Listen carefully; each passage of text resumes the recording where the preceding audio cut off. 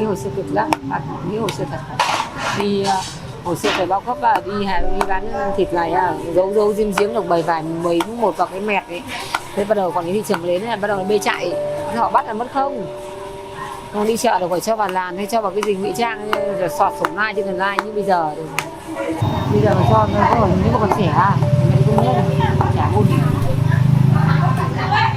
không nên sau này về hưu có lương nó già nữa đỡ phải lo. Mẹ tôi, một người phụ nữ chẳng có gì nổi bật, sinh ra trong một gia đình nghèo đông con và rồi tiếp tục dành cả cuộc đời chăm lo cho chồng, cho ba chị em tôi. Mẹ rất ít khi xuất hiện trong quãng đường trưởng thành của tôi, bởi một năm có 365 ngày thì có tới 360 ngày mẹ ở chợ lo chuyện buôn bán. Nhưng tôi luôn tự hào rằng tôi có được ngày hôm nay là vì mẹ rất nhiều. Ngày 20 tháng 10, điều mà tôi muốn làm đơn giản là cùng mẹ đi bán hàng, để có được nhiều thời gian bên mẹ hơn, tâm sự to nhỏ những câu chuyện của con trai với mẹ mình, và để lưu lại nhiều hơn những hình ảnh về mẹ trong cuộc đời tôi. Có lẽ rằng về quê là cách tốt nhất để mỗi chúng ta cảm thấy yên bình hơn giữa cuộc đời ồn ào ngoài kia. Về nhà để ngắm nhìn những thứ quen thuộc gắn liền với tuổi thơ, để gặp ba mẹ, để cảm nhận rằng cuộc sống dù có mệt mỏi đến đâu thì vẫn luôn có một nơi để ta trở về. Tuổi thơ của tôi gắn liền với chợ gạo. Tôi thích đi chợ với mẹ, không phải vì được mẹ mua quà cho đâu, mà đơn giản là được ở cùng với mẹ nhiều hơn.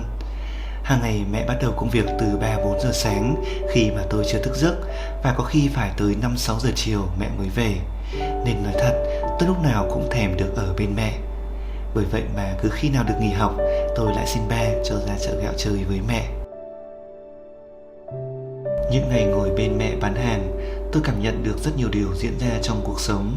Người bán thường đi chợ khi trời chưa sáng và chỉ trở về nhà khi trời tối mịt.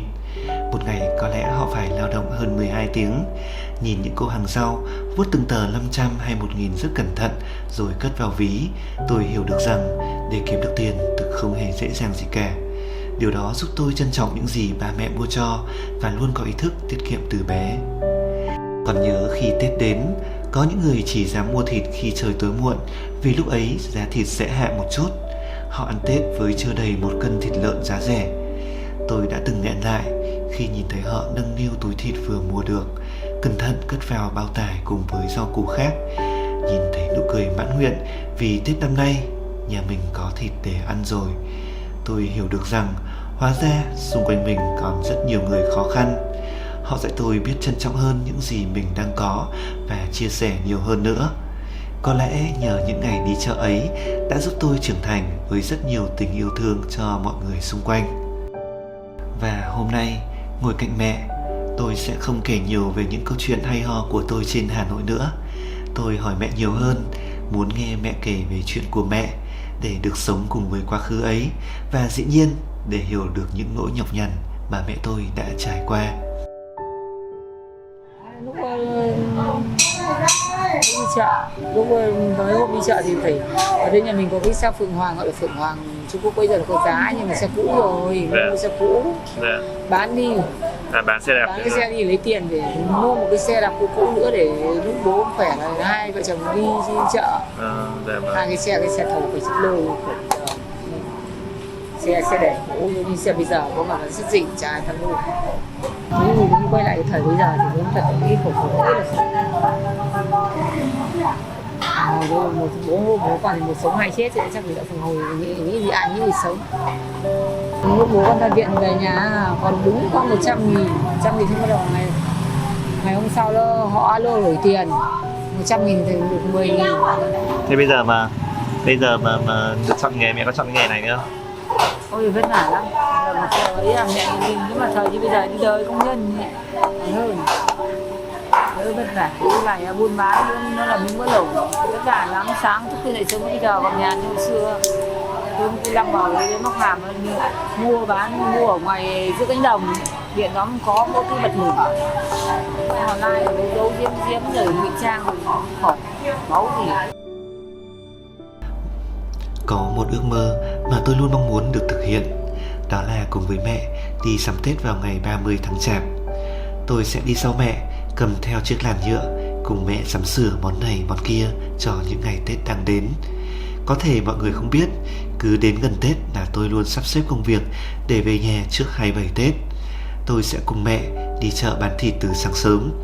Đứng sau lưng mẹ, nhìn thấy mọi người đi sắm Tết, thấy những cậu thanh niên chở mẹ họ đi sắm Tết, tôi thực sự rất ghen tị và chạnh lòng. Có lẽ cả cuộc đời mẹ tôi chưa bao giờ đi sắm Tết cả. Những ngày Tết lại là những ngày mẹ và cả nhà bận rộn nhất.